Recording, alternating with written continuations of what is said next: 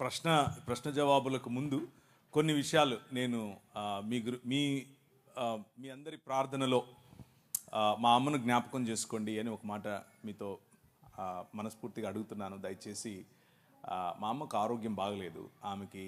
ఆమె చాలా వీక్ అయ్యారు. నేను చిన్నప్పటి నుంచి మా నాన్నను చూడలేదు. నాకు తండ్రి లేడు. మా అమ్మే నన్ను పెంచింది. ఆమె నాకు తల్లి, ఆమె తండ్రి.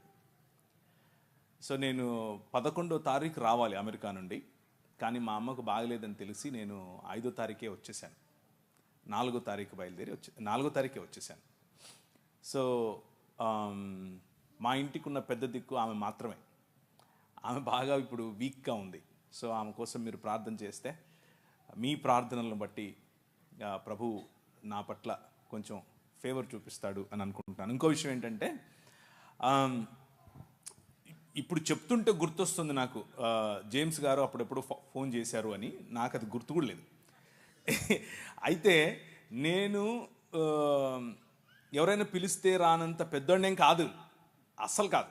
మీరు నా నంబరు మీకు ఎలా వచ్చింది అని తెలుసుకోవడం కోసమే ఆ ప్రశ్నలు వేస్తాను. ఎందుకంటే ఇంతకుముందు జేమ్స్ గారు చెప్పినట్లు కొంతమంది మన మిత్రులు ఫోన్ చేసి బాగా వాయించేస్తూ ఉంటారు నన్ను. ఇంకా అందుకని ముందే అడుగుతాను, అసలు ఏంటి, ఎవరు మీరు, మీకు ఎలా అని. కొంతమంది క్రైస్తవ పేర్లు పెట్టుకుని ఒకసారి పరిచయం అయిన తర్వాత మళ్ళీ వాయిస్తారు. అందుకని అడిగాను, అంతేకాని అడుగుంటాను, అంతకుమించి ఏమీ లేదు. అయితే నాకు జేమ్స్ గారికి నేను అభినందనలు తెలియజేయాలనుకుంటున్నాను ఈ ప్రశ్న జవాబులకు వెళ్ళడానికి ముందు. ఏంటంటే ఆయన పడిన శ్రమ, ఆయన మీదకి వచ్చిన అలిగేషన్స్, ఆ అలిగేషన్స్ వచ్చిన సమయంలో ఎవరైనా సరే సాధారణంగా కృంగిపోతారు, పరిచర్య నుంచి తప్పుకుంటారు. కృంగిపోయి పరిచర్య నుంచి తప్పించుకుని దేవునితో కంప్లైంట్ చేస్తారు, ఎందుకు నాకు ఇది చేశావు అని. కానీ ఈ మార్గం గుండా వెళ్ళినప్పుడు చట్టపరంగా ఆ మార్గం, చట్టము అనేటటువంటి మార్గంలో చాలా కష్టం ఉంటుంది, చాలా ఓపిక కావాలి. అందులో అగ్నిలో పుటము వేసి తీయబడినట్లుగా క్లీన్ చిట్టుతో బయటకు వచ్చాడు. దానికోసం నేను ప్రభువును అభినందిస్తూ, ప్రభువును నిజంగా కృతజ్ఞత చెప్పాను. నేను ఒకరోజు తల వంచి ప్రార్థన చేశాను. ఆయన ఫోన్ చేసి చెప్పాడు, అన్న నా కేసు మొత్తం అయిపోయింది, నాలో ఏ తప్పు లేదు అని కేసులో రాసి మరి నాకు ఇచ్చారు జడ్జి వారు అని చెప్పినప్పుడు నేను ఆ నిమిషమే ఆయనకు ఫోన్ పెట్టేసిన తర్వాత నేను ప్రార్థన చేశాను. Thank you very much lord. ప్రభువా, నువ్వు ఒక మంచి సాక్ష్యంతో మా సోదరుడిని కట్టు, ఒక మంచి సాక్ష్యంతో ఇంకా బలమైన పరిచర్య కోసం ముందుకు తీసుకెళ్ళు అన్నట్లు ప్రార్థన చేశాను. నాకు జేమ్స్ గారంటే చాలా అభిమానం. ఆయన పిలిచాడు అన్న ఒకే ఒక కారణం చేతనే మొన్న రాజమండ్రికి కూడా నేను వచ్చాను. యాక్చువల్గా నేను ఈ మీటింగ్కి రావటానికి కర్నూలులో ఉన్న చలం అండ్ సుజాత వాళ్ళు నాకు చెప్పారు, ఆ మాట నిజమే.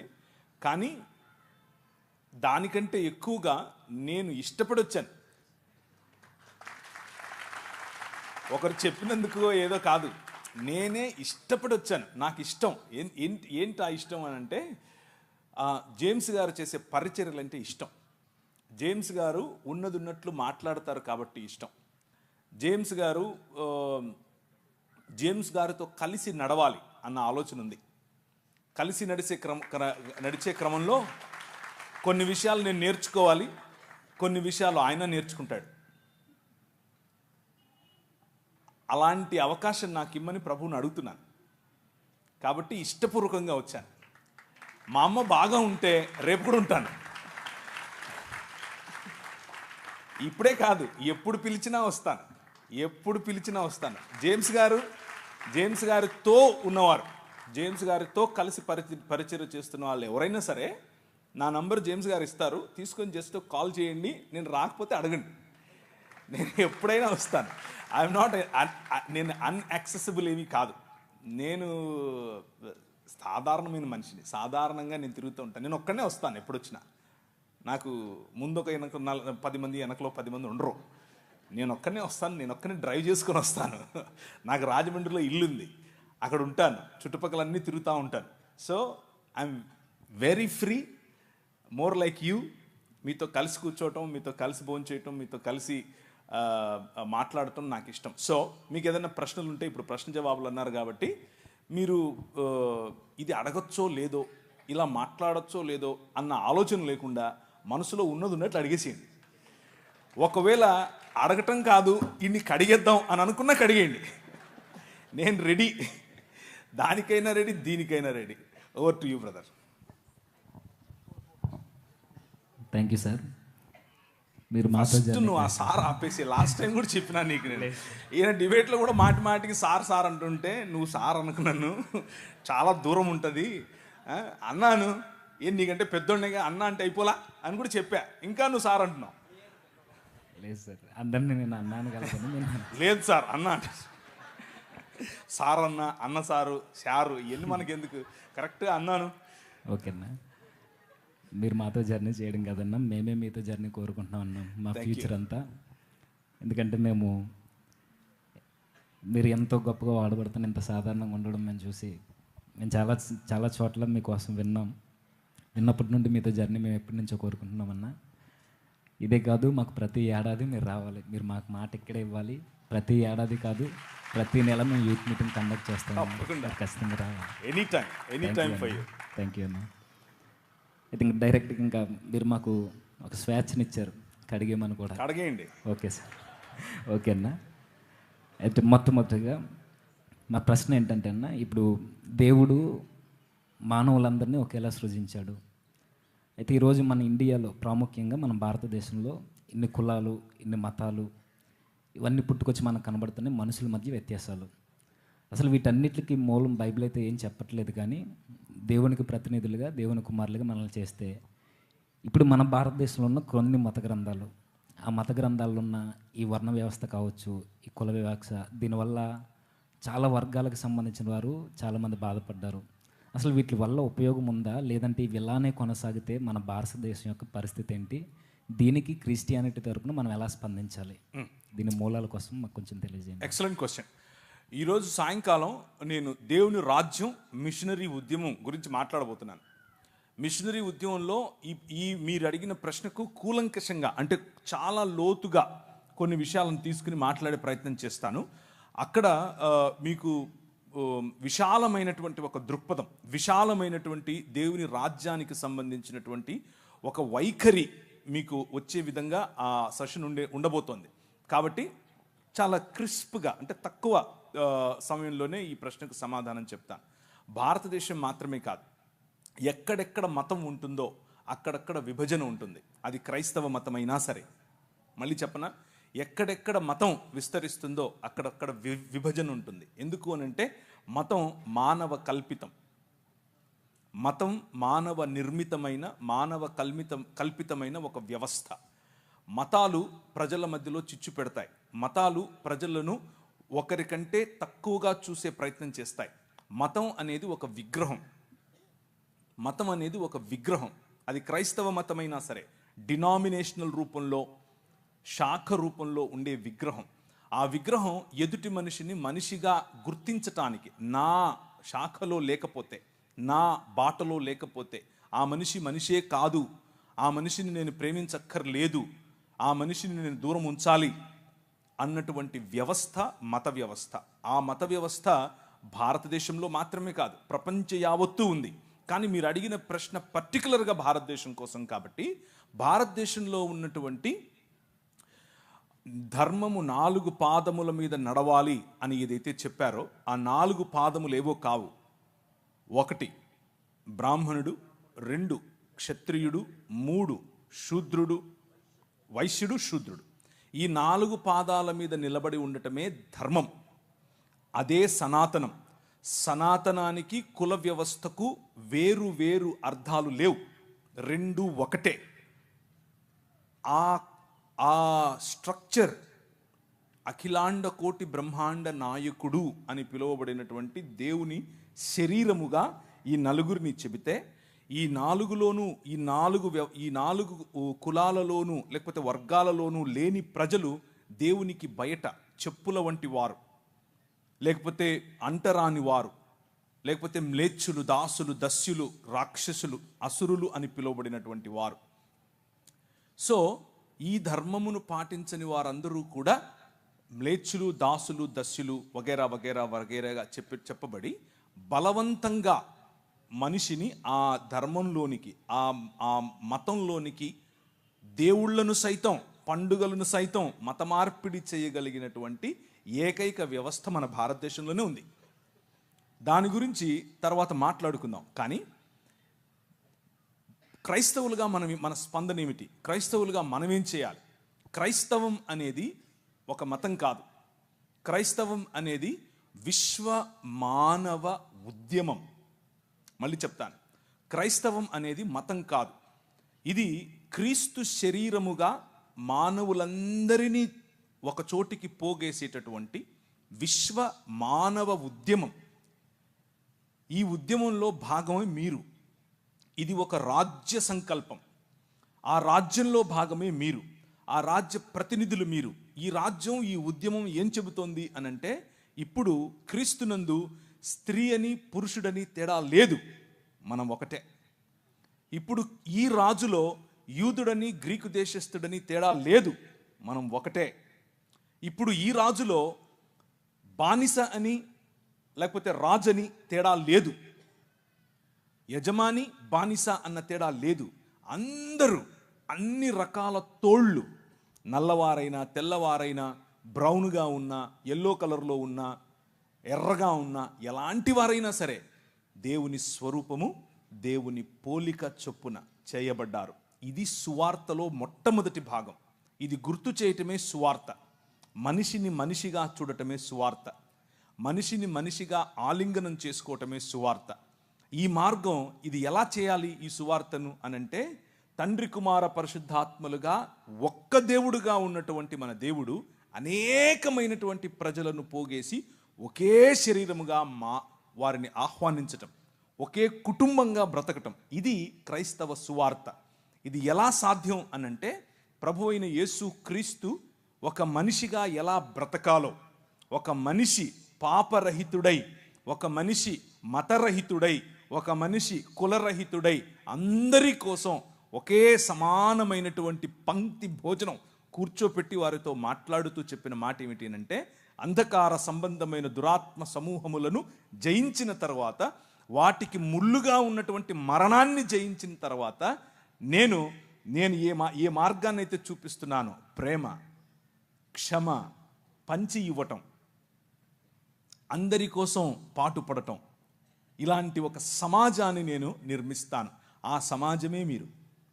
ఈ సమాజం కేవలం ఈ సమాజం మాత్రమే ఈ సమాజానికి చెందని వారి కోసం ఉనికిలో ఉంది. మళ్ళీ చెప్పనా? కేవలం ఈ సమాజం మాత్రమే ఈ సమాజములో సభ్యులు కాని వారి కోసం ఉనికిలో ఉంది. అది ఈ సమాజానికి ఉన్నటువంటి విశిష్టత. అది విశ్వ మానవ సమాజానికి ఉన్నటువంటి విశిష్టత. అది క్రీస్తు శరీరానికి ఉన్నటువంటి విశిష్టత. కాకపోతే మనకున్నటువంటి సమస్య ఏమిటి అని అంటే, ఈ విశాలమైన దర్శనాన్ని మర్చిపోయి ఇది కూడా ఒక మతమైంది. ఇందులో కూడా శాఖలు ఏర్పరచుకున్నారు. ఇందులో కూడా నేను గొప్ప, నువ్వు తగ్గు అన్నటువంటి ఆలోచనలు తెచ్చుకున్నారు. ఇందులో కూడా నువ్వు స్త్రీ, నేను పురుషుడు అన్న ఆలోచనలు అరువు తెచ్చుకున్నారు. ఎక్కడి నుంచి? చుట్టుపక్కల ఉన్నటువంటి భావజాలాల నుంచి.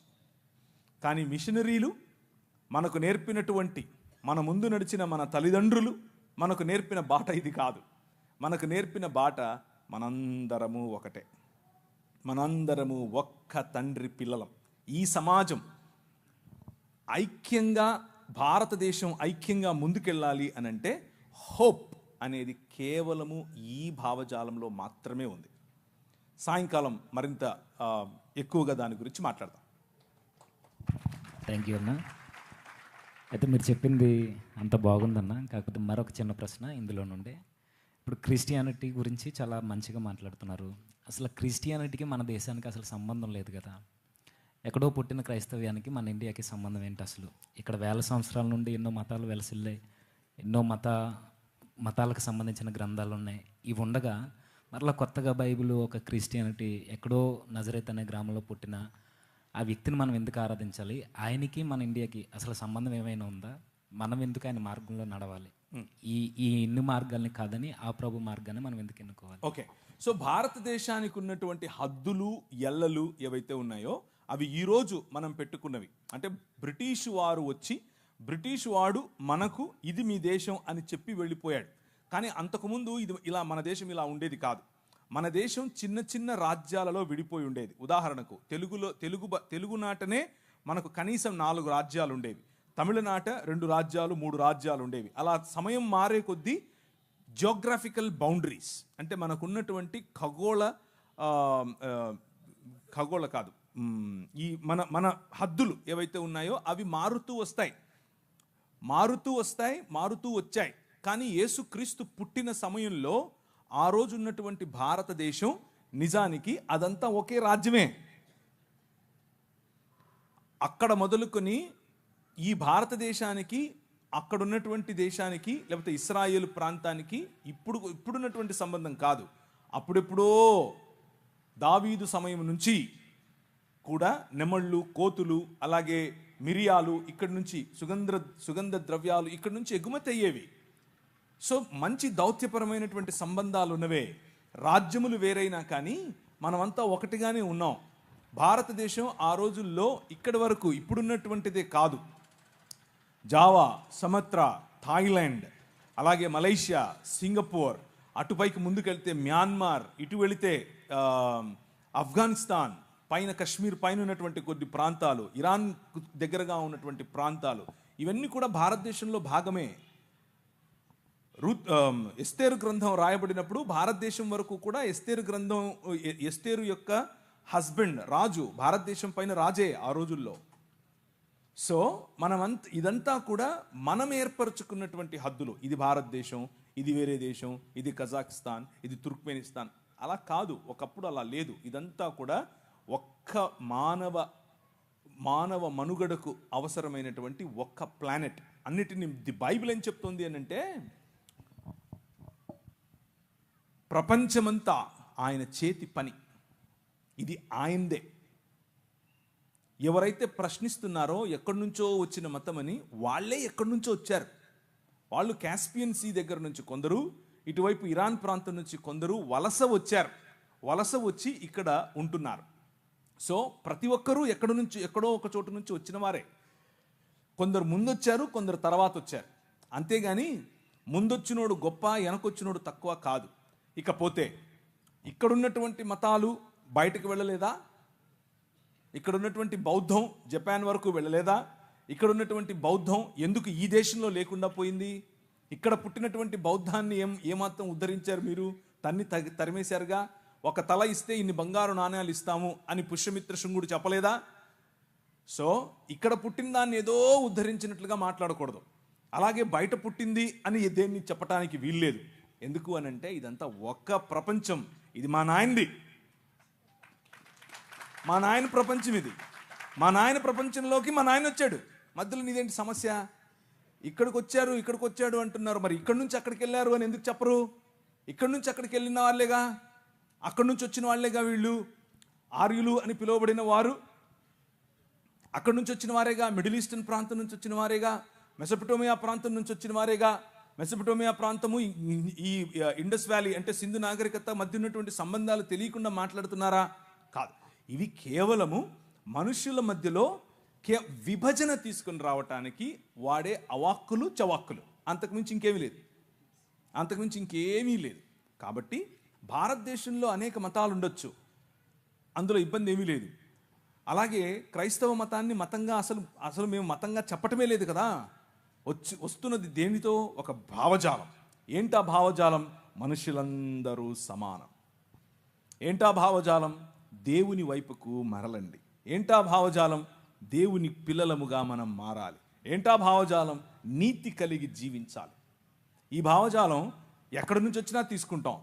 తెల్లోడు తయారు చేస్తే సెల్ ఫోన్ కావాలి, తెల్లోడు తయారు చేస్తే టీవీ కావాలి, తెల్లోడు తయారు చేస్తే మ్యాగ్నఫోన్ కావాలి, తెల్లోడు తయారు చేస్తే ప్యాంటు సొక్కా వేసుకోవాలి. తెల్లోని తలుసుకోకుండా నీ జీవితంలో ఒక్క క్షణం బతకలేవు. నువ్వు ఒక్క క్షణం కూడా బతకలేవు.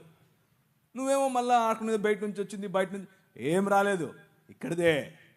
యేసుక్రీస్తు చనిపోయి తిరిగి లేచిన తర్వాత ఆయన భూ ప్రపంచమంతటిపైన రాజుగా తనను తాను ప్రకటించుకున్న తర్వాత తోమాను పంపించాడు.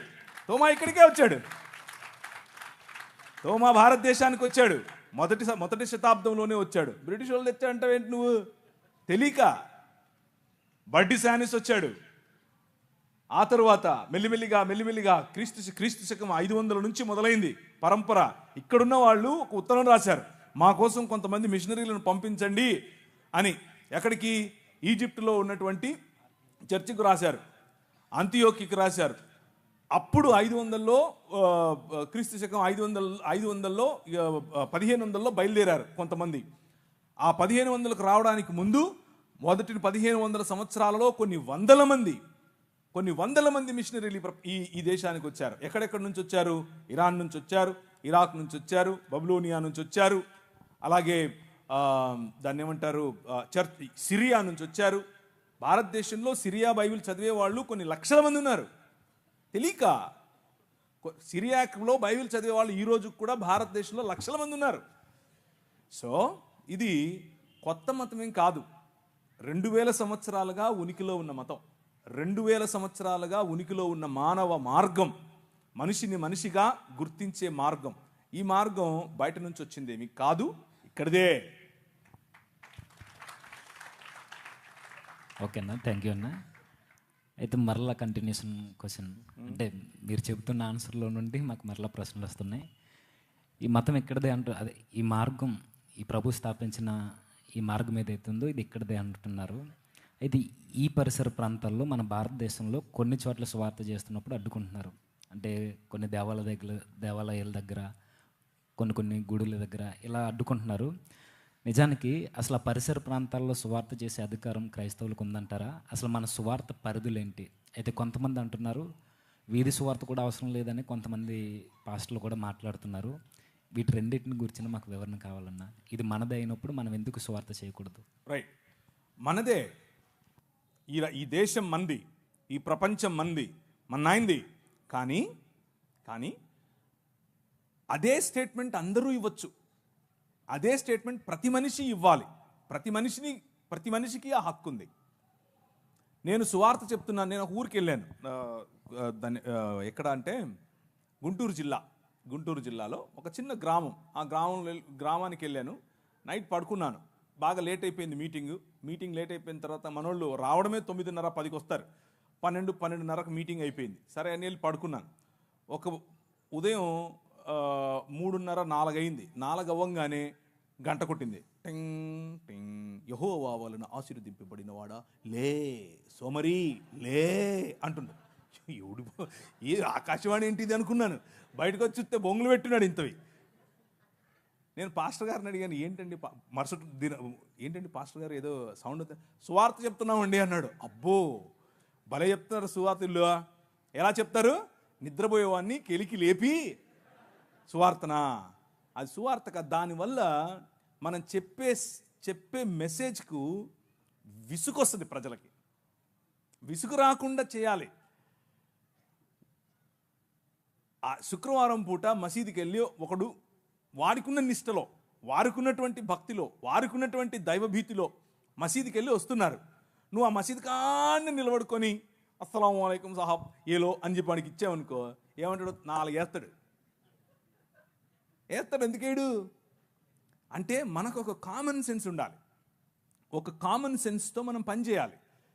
ఉదాహరణకు ఎవరైనా వాళ్ళ ఇంట్లో చనిపోయారు, ఆడి దగ్గరికి వెళ్ళి రికార్డింగ్ డాన్స్ పెడతారా? పెట్టరు. Common sense. అరే వాడు దుఃఖంలో ఉన్నాడు, దుఃఖంలో మనం కలిసి కొద్దిగా సాంత్వన ఊరట ఇచ్చే పని చేద్దాం. ఎవరింట్లో అన్నా పెళ్లి జరుగుతుంటే వెళ్ళి పాకింట్లో వాళ్ళు చచ్చిపోయారంటే ఏడుతాం మనం. ఎందుకు ఏడం? అది కరెక్ట్ కాదు. అది మనకు కూడా తెలుసు. అలాగే మనం ఏదైనా క్రీస్తుని గురించి చెప్పాలి అని అంటే దానికి టెంపులే దొరికిందా, మసీదే దొరికిందా? అవసరం లేదుగా. ఎందుకు చేయాలి అక్కడ? సో మనమే కావాలని రెచ్చగొట్టేట్లుగా ఎప్పుడూ ప్రయత్నం చేయకూడదు. ఇది మనది కాబట్టి నా ఇష్టం వచ్చినట్టు తిరుగుతాను అని చేయకూడదు. స్వేచ్ఛ అనంటే విచ్చలవిడితనం కాదు, యథేచ్ఛవర్తన కాదు. స్వేచ్ఛ అంటే అవతలి వ్యక్తి మూడేంటి, అవతలి వ్యక్తి ఎలా ఉన్నాడు, అవతలి వ్యక్తి ఎలా స్పందిస్తాడు, అవతలి వ్యక్తితో నేను ఏం చెప్పాలి, ఎప్పుడు పంచుకోవాలి అని సమయాన్ని చూసి ఆ సమయంలో మంచి స్నేహభావంతో గౌరవప్రదంగా ఆయనకు క్రీస్తును పరిచయం చేయాలి. వీధి సువార్త చేయాలి, చేయండి, తప్పేమీ లేదు. కానీ వీధి సువార్త పేరిట గొడవలు పెట్టుకోవద్దు. మొన్న కొందరు వెళ్ళారు, క్రైస్ట్ గాస్పెల్ టీం, సంచులు వేసుకుని తెల్ల బట్టలు వేసుకుని పోయినారు. పోతే అక్కడ వాళ్ళు అడ్డుకున్నారు. వాళ్ళు కొట్టనీకి వస్తే ఈడు కొట్టనీకి వెళ్తున్నాడు, ఆడు తిడితే ఈడు తిడుతున్నాడు. ఏం చెప్తున్నావు నువ్వు? ఏ పని అయితే చేయటానికి వెళ్ళావో దానికి కరెక్ట్గా ఆపోజిట్ చేస్తున్నావు నువ్వు. అవసరమా? లేదు. ఎదగాలి, ఆలోచన స్థాయిలో పైకి రావాలి. మాధ్యమాలను ఉపయోగించండి. మీరు చేస్తున్నటువంటి ఈ మాధ్యమ పరిచర్య ఎక్సలెంట్. మొన్న జరిగిన ఆ డిస్కషన్ 7 లక్షల మంది చూశారు. అందరూ క్రైస్తవులే చూసింటారా? No no. మన మాట ఉప్పు వేసినట్లుగా ఉంటే, మన మాట తగ్గింపుతో ఉంటే, మన మాట అవతలి వారు వారి భావజాలం ప్రకారంగా రెచ్చిపోతూ ఉంటే, మనం మన భావజాలం ప్రకారంగా తగ్గించుకుని మాట్లాడితే ప్రజలను గెలవడం చాలా ఈజీ. ప్రజలను గెలుస్తాం. ఈ భావజాలంతోనే ప్రభువు ఈ లోకాన్ని గెలిచాడు. మనం అలాంటి భావజాలంతోనే సువార్త చేయాలి. సో సువార్త చేయండి, ఇది మన దేశం, కానీ సమయస్ఫూర్తి కలిగి చేయండి.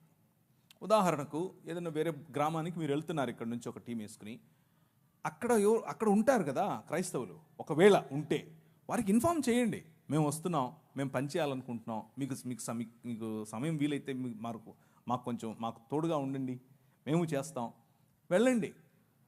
దగ్గరున్నటువంటి వాళ్ళతో ముందు పీస్ పర్సన్ అంటారు, అంటే ఒక సహృదయం ఉన్న వ్యక్తిని కలుపుకోండి, అక్కడ కలిసి చేయండి, మళ్ళీ ఎవరి దారిన వాళ్ళు వెళ్ళిపోండి, ఇబ్బంది ఏమీ లేదు. అలాగే మాధ్యమాలను వాడుకోండి, అలాగే టెక్నాలజీ వాడండి, సెల్ ఫోన్స్ వాడండి, వాట్సాప్ వాడండి, ఫేస్బుక్ వాడండి. ఇవన్నీ మీరు చేసేవే, కొత్తవేం కాదు. అన్నిటినీ మించి స్నేహం వాడండి, స్నేహపూర్వకంగా ప్రజలను పట్టండి, గృహదర్శనాలు చేయండి.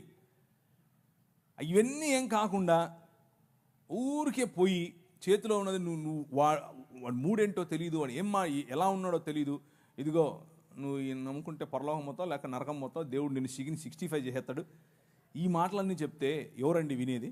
ఎవరు వినరు. మనం చెప్పే దాంట్లో మనకు క్లారిటీ ఉండదు, వినే దాంట్లో వాళ్ళకు క్లారిటీ ఉండదు. అలా వద్దు.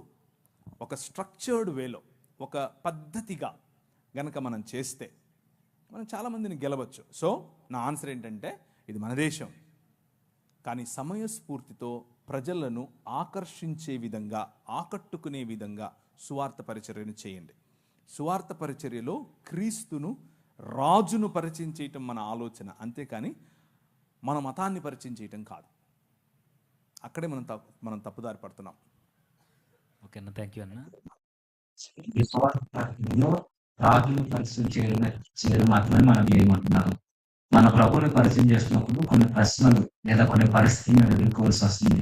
ఈ వీధి సువార్త చేస్తున్నప్పుడు కానీ, బయట వీధి జరుగుతున్నప్పుడు కానీ, అయితే గుడుల ప్రస్తావన ఎలానే వచ్చింది కాబట్టి సువార్త ప్రకటన మాకు ఎదురవుతున్న పరిస్థితులు ఏంటంటే, మీరు మీటింగ్లు పెడితే మేము వస్తున్నాం, మీరు ఏదైనా మీకు సంబంధించిన కేకులు ఏమైనా ఇస్తే మేము తింటున్నాం, వాటినప్పుడు మేము విగ్రహాలకు అర్పించింది పెట్టినప్పుడు మీరు ఎందుకు తినట్లేదు? ఈ ప్రశ్న ఎక్కువగా క్రైస్తవులు మేము ఎదుర్కోవడం జరుగుతుందన్న. ఇది దీని మీద డిబేట్ కూడా జరిగింది. మీరు వచ్చారు, అయితే ఆ రోజు మరి సమయం, ఒకవేళ అక్కడున్న పరిస్థితులను బట్టి మీరు ఏమీ మాట్లాడలేదు. తర్వాత మీరు చేసిన వీడియో కూడా క్రైస్తవ ప్రపంచాన్ని చాలా ఆదరించింది. ఈ రోజు కూడా సభాముఖంగా ఇలాంటి ప్రశ్నలు మాకు ఎదురవుతున్నప్పుడు మేము ఎలా స్పందించాలి? అసలు విగ్రహాలకు పెట్టింది వాళ్ళు పెడుతున్నప్పుడు మేము తిని ఇప్పుడు వాళ్ళకి సువార్త చెప్పాలా, లేదంటే ఆ పరిస్థితుల్లో మేము ఎలా యుక్తిగా నడుచుకోవాలి? దీనికోసం ప్రాక్టికల్ క్వశ్చన్స్. ఇవన్నీ ప్రాక్టికల్ గా దైనందిన జీవితంలో మనం ఎదుర్కొనేవి. ఇవి తెలుసుకోవాలి, వీటి గురించి ఆలోచించాలి. వీటి గురించి ఒపీనియన్స్, అంటే మన ఉద్దేశాలు ఒక్కొక్కరికి ఒక్కొక్క రకంగా ఉండొచ్చు, ఉద్దేశాలు వేరు వేరు రకంగా ఉండొచ్చు. కానీ నాకు అర్థమైన బైబిల్ గ్రంథంలో నుంచి నేను అర్థం చేసుకున్నది నేను మీకు చెప్తాను. దీన్ని నేను ఇది కరెక్ట్ అని నమ్మి చెప్తున్నాను. ఉదాహరణకు ఒక హిందూ మిత్రుడు ఉన్నాడు, లేకపోతే ముస్లిం మిత్రుడు ఉన్నాడు. ముస్లిం మిత్రుడు వాళ్ళ ఇంట్లో పండుగ చేసుకుంటున్నారు, రంజాన్ పండుగ చేసుకుంటున్నారు. పండుగ చేసుకుని ఇఫ్తార్ పార్టీకి పిలిచాడు. ఇఫ్తార్ భోజనం పెడుతున్నాను రండి అని పిలిచాడు. ఇఫ్తార్కి వెళ్ళి భోజనం చేయడంలో ఇబ్బంది ఏమీ లేదు. అలాగే ఈరోజు కనుమ. ఈ కనుమ దినాన మన హైందవ మిత్రులు వాళ్ళ ఇంట్లో మామూలుగా దాన్ని ఏమంటారు, మా ఊళ్ళల్లో అయితే అలసంద వడలు చేస్తారు. అలసంద వడలు, మంచి కోడి కూర చేస్తారు. పిలుస్తారు. పిలిచినప్పుడు వాళ్ళ ఇంటికి వెళ్తాం, వాళ్ళతో కలిసి భోజనం చేస్తాం, తప్పేమీ లేదు. అలాంటి విందులు, అలాంటి భోజనం తప్పు కాదు. కానీ ఇక్కడే కొంచెం జాగ్రత్త వహించాలి. ఏంటంటే, మేము మీ ఇంటికి వచ్చినప్పుడు మీరు కేక్ పెడితే తిన్నారు, మేము మీ ఇంటికి వస్తాం, మీరు భోజనం పెడితే తింటాం, అంతవరకు ఓకే. కానీ మీరు కేక్ పెడితే మేము తిన్నాం, మేము ప్రసాదం పెడితే మీరు తినండి అంటే ప్రాబ్లం. ఏంటా ప్రాబ్లం? కేక్ మనం ఏది ప్రసాదంగా పంచం. ఎప్పుడు ఎవరైనా పంచుతున్నారు మీరు? మనమేం పంచం. మన దగ్గర ప్రసాదాలు లేవు. మనం ప్రసాదాల బ్యాచ్ కానే కాదు. మనం ఒక బల్ల పెడతాం, ఆ బల్ల క్రీస్తు శరీరం, అది ప్రసాదం కాదు. అది వచ్చి తింటే రోగాలు పోతాయి, అది వచ్చి తింటే దేవుడు బ్లెస్సింగ్స్ ఇస్తాడు, ఇలాంటి ఏం లేవు మనకి. ఇది దేవుని బల్ల. మనందరము ఒక్క సమాజం, మనలో అందరిలో ఒకే రక్తం ప్రవహిస్తుంది. ఆయన మన కోసం తన శరీరాన్ని విడిచాడు అన్నటువంటి ఆయన విమోచన కార్యాన్ని జ్ఞాపకం చేసుకునే కేవలము బాప్తీసము పొందిన ఆయన అనుయాయులైన, ఆయన శిష్యులైన వారికి మాత్రమే పెట్టబడిన బల్ల. అది ఎవరికి పంచంగా మనం పంచం. అలాగే వారి దేవీ దేవతలకు అర్పించిన వాటిని తీసుకోవు కూడా. మనం పంచము, వారిస్తే తీసుకోము. చాలా క్లియర్గా చెప్తున్నానా? మనం పంచేది లేదు, వాళ్ళు ఇస్తే తీసుకోవాల్సిన అవసరము లేదు. అలాగని చెప్పి అవతల వారు నొప్పించాల్సిన అవసరం ఏమీ లేదు. ఎందుకు నొప్పించాలి? దయ్యానికి పెట్టావు, నువ్వు రాయికి పెట్టావు, నువ్వు రప్ప, ఈ స్టేట్మెంట్స్ అన్నీ అక్కర్లేదు. అది కరెక్ట్ కాదు. అలా చెప్పటం వల్ల అవతల వ్యక్తిని పోగొట్టుకుంటాం. అలా మనం దురుసుగా ఉండకూడదు. చాలా సున్నితంగా మాట్లాడచ్చు. సోదరా, చాలా థ్యాంక్ యూ, మీ భక్తి భావాన్ని నేను మెచ్చుకుంటున్నాను, మీలో ఇంత భక్తి ఉంది, చాలా సంతోషం, మీరు నన్ను కూడా గౌరవిస్తూ మీరు ఏదో ఇస్తున్నారు, కాకపోతే మిమ్మల్ని నేను గౌరవించాలి కదా. నేనేదో ఇది స్వీట్ తిన్నట్టు తిన్నాను అనుకోండి, అది మీకు నొచ్చుకుంటారు మీరు. అలా వద్దు. నేను నా విశ్వాసంలో ఇలాంటి విగ్రహార్పితములు తీసుకోవద్దు అని చెప్పారు కాబట్టి నన్ను దయచేసి ఏం అనుకోకే. కానీ నీతో పాటు రావాలా, వస్తా, ఎక్కడికి వెళ్దాం చెప్పు, మీ ఇంటికి వద్దామా, భోజనం చేద్దామా, చేస్తా చెప్పు. ఇలా మనం స్నేహాన్ని పెంచుకోవచ్చు. కానీ సత్యాన్ని కూడా చెప్పాలి. సత్యం చెప్తూ స్నేహాన్ని పెంచుకోవాలి. వాళ్ళేం నొచ్చుకోరు. ఒక్కసారి గనక మనము తగ్గింపుతో, నిజమైన మనస్సుతో వాళ్ళను, మన సహోదరులను యాక్సెప్ట్ చేస్తూ వాళ్ళని ఈ విషయం చెప్పి, మేము ఎలాగైతే మీకు బల్ల పంచమో అలాగే మీరు కూడా నాకు ఇది ఇవ్వకండి అని చెప్పటం వల్ల తప్పేమీ లేదు. అలా చెప్పిన తర్వాత వారితో కలిసి బయటికి వెళ్ళారు, ఒక రెస్టారెంట్కి వెళ్ళారు. ఆ రెస్టారెంట్లో వాడు ఎవరికి సమర్పించాడో మనకు తెలీదు. అది హలాల్ చేసి పట్టుకొచ్చాడా, కోషర్ చేసి పట్టుకొచ్చాడా, లేకపోతే ఏదైనా రాయి దగ్గర పెట్టాడా, లేకపోతే ఇంకేదైనా చేసి వచ్చాడా, అది మనకు తెలీదు. డబ్బులు ఇవ్వాలి, కొనుక్కోవాలి, ఇద్దరం కలిసి ఛాయ్ తాగాలి, బిర్యానీ తినాలి, ఎవరి ఇళ్ళకి వెళ్ళిపోవాలి. అది ప్రసాదం ఏం కాదు. మీకు అర్థమవుతుందా నేను చెప్పేది? సో అందులో ఏం కెమికల్ లేదు, అందులో ఏదో వేరే శక్తులు వచ్చి మీకు పట్టేటి ఏమీ లేవు. కానీ ఎప్పుడైతే మీరు ఇది మా దేవునికి అర్పితమైనటువంటి భోజనము, ఇది మీరు తింటే మీకు లబ్ధి, ఇది మీకు మంచిది, ఇది ప్రసాదము అని మీకు ఇస్తారో, అప్పుడు దాన్ని ఏకీభవించి వారితో, అవునా నాకు కావాలి అని మీరు ఎప్పుడైతే వారితో ఏకీభవిస్తారో, అప్పుడు మీరు వారి భావజాలంతో ఏకీభవించినట్లు. వారి భావజాలం ఏమిటిది? వారి భావజాలం విగ్రహము అనే భావజాలం. బొమ్మ కాదు. బొమ్మకు విగ్రహానికి చాలా తేడా ఉంది. బొమ్మలన్నీ బొమ్మలే, విగ్రహం వేరు. విగ్రహం వెనుక ఒక భావజాలం ఉంది. ఆ భావజాలం మన పైన ప్రభావం చూపిస్తుంది. చిన్న లడ్డేగా ఏమవుతుంది అని అనుకుంటాం ఫస్ట్లో. అది మెల్లిమెల్లిగా లడ్డూ కాస్త తెడ్డేస్తుంది మన మీద. జాగ్రత్త పడాలి. ఏముంది, ఉప్పు అనుకొని తింటాను, ఉప్మా అనుకొని తింటాం కాదు అక్కడ ఆ ఉప్మా ఎవరికైతే సమర్పించారో వాడు ఉప్మా కాదు, చాలా చెప్మా చేస్తాడు తర్వాత.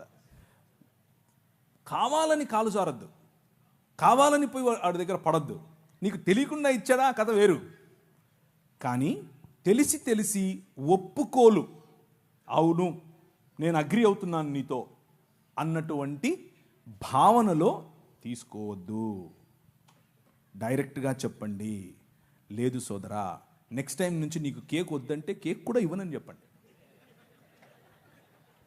నీ ప్రాబ్లం ఏంటి? నేను కేక్ ఇస్తే నువ్వు తినకూడదు, అంతే కదా. కేక్ ఇయ్యనబ్బా, అంతేగా, అయిపోలే. కానీ మన ఇద్దరం దోస్తే మళ్ళా ఫ్రెండ్షిప్ వదలద్దు, ప్రసాదం వదలండి. ప్రసాదం అంటే కేవలం భోజనం గురించి మాత్రమే చెప్పట్లేదు నేను. ఉదాహరణకు మీ పిల్లలకి ఏదైనా డ్యాన్స్ నేర్పించాలనుకుంటున్నారు, డ్యాన్స్ తప్పేమీ లేదు, లలిత కళలు తప్పు కాదు, లలిత కళలు మన దేవుని మన ఆయనవే. కానీ మా నాయన దగ్గర కాకుండా ఆడేనో ఒక ఆయన ఉంటాడు నటరాజు అని, ఆయన దగ్గరికి వెళ్ళి ముందు ఇట్లా పెట్టి అయ్యొద్దు. ఆ డ్రామాలు మనకొద్దు, మన పిల్లలకి అది అస్సలొద్దు. ఒక్కసారి చేశారా అది జీవితాంతం పట్టుకుంటుంది. మీ నాట్యం అంతా కూడా అక్కడికే వెళ్తుంది.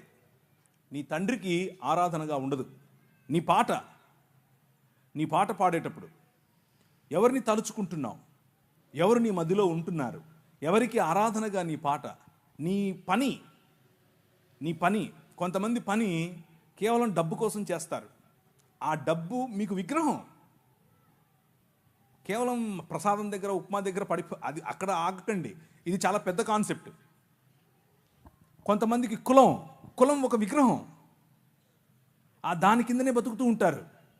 పెళ్లి చేయాలంటే కులం కావాలి, భోజనం చేయాలంటే కులం కావాలి, ఎవరి దగ్గరికైనా వెళ్ళాలంటే కులం కావాలి, అసలు మనోడా కాదా అదొక విగ్రహం. విగ్రహార్పితం నువ్వు యాక్చువల్గా అప్పుడు. సో విగ్రహం అనేది నిన్ను మనిషి స్థాయి నుంచి తగ్గిస్తుంది, పశు స్థాయిగా మారుస్తుంది. మెల్లిమెల్లిగా దాని భావజాలం నీ పైన పట్టి పీడిస్తుంది. సో సే నో, వద్దు అని చెప్పండి. నేనైతే అలాగే చెప్తాను, నాకు ఏ సిగ్గు లేదు ఈ విషయంలో. కానీ వద్దని చెప్పి నేను పోగొట్టుకున్న ఫ్రెండ్ లేడు, ఎవ్వరు లేరు. నొప్పించాల్సిన అవసరం లేదు. ఇదొక భ్రమ. ఏంటా భ్రమ అంటే, వద్దు అని చెప్తే అవతలోడు నొచ్చుకుంటాడండి. ఏం నొచ్చుకోడు, ఆడు నొచ్చుకుంటాడో లేదో తెలియదు, కానీ నువ్వు నొచ్చుకుంటున్నావు ముందు. అది నీ సమస్య. ఆనెస్టీ అంటే ఉన్నది ఉన్నట్లుగా నిజాయితీగా ప్రజల ముందు నిన్ను నువ్వు కనబరుచుకోవటం తప్పు కాదు, అది మంచిది. ప్రజలు అప్రిషియేట్ చేస్తారు. ఒకసారి ఏంటబ్బా ఆయన ఇలా చేస్తున్నాడు అని అనుకోవచ్చేమో, కానీ తరువాత నీ సత్ప్రవర్తన ఏమాత్రము వ్యత్యాసం లేకుండా నువ్వు ఆ వ్యక్తిని క్రైస్తవ భావంతో నువ్వు ఎప్పుడైతే దగ్గరికి తీసుకుంటావో అన్నీ అర్థమవుతాయి ఆయనకి. ఓకే ఇది ఆయన నిష్ట. ఒక ఆయన వచ్చాడు నా పైన, బాస్. అప్పట్లో నేను ఒక కంపెనీలో పనిచేసేవాడిని. ఆయన బ్రాహ్మణోత్తముడు. అమెరికా వెళ్ళాం మేము ఇద్దరం కలిసి. కాదు ప్రవీణ్ గారు మీరు అని మొదలెట్టాడు. ఇక్కడే రామచంద్రాపురం అనుకుంటాను. ప్రవీణ్ గారు మీరు ఏంటండి మీరు అని 1-2 సార్లు నన్ను కొంచెం గెలికాడు.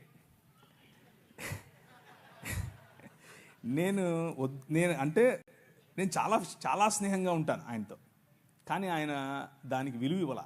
దానికి చేయండి ఏం కాదు చేయండి అన్నట్లు నా వెంట పడ్డాడు.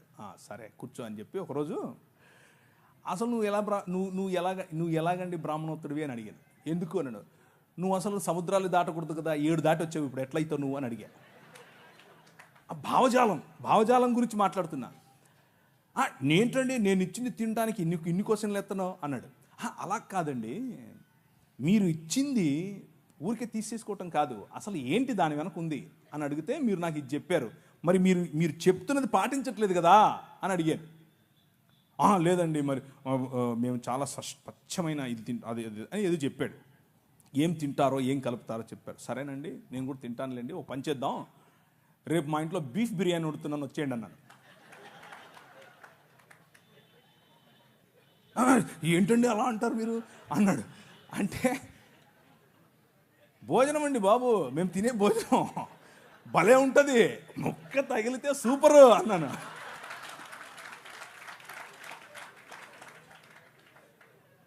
మీరు ఏ విధంగా ఇది తినడానికి జంకుతున్నారో మీ నిష్టలో ఇది తినకూడదు అన్నది మీ భావన, తినరు. అలాగే మా నిష్టలో అది తినకూడదు అన్నది భావన, దాన్ని అర్థం చేసుకోండి. అంతేగాని పద్దానికి వచ్చి మీరు ఇలా క్వశ్చన్ చేస్తే నేను కూడా క్వశ్చన్ చేయాల్సి వస్తుందని చెప్పాను. బీఫ్ బిర్యానీ సూపర్ ఉంటుంది, దోశ వేసి పెడతా అన్నాను. బీఫ్ వండి దోశ బీఫ్ ఏంటండి ఆ కాంబినేషన్ ఏంటండి? నేను అన్నాను భలే ఉంటుందండి బాబు, మీకు తెలియదు, సూపర్ ఉంటుంది. ఇంకా మా ఊళ్ళల్లో సంగటి చేస్తారన్నాను. సంగటి ఆయనకి తెలియదు, అర్థం కావట్లేదు ఆయనకి, సంగటి ఏంటి అంటున్నాడు.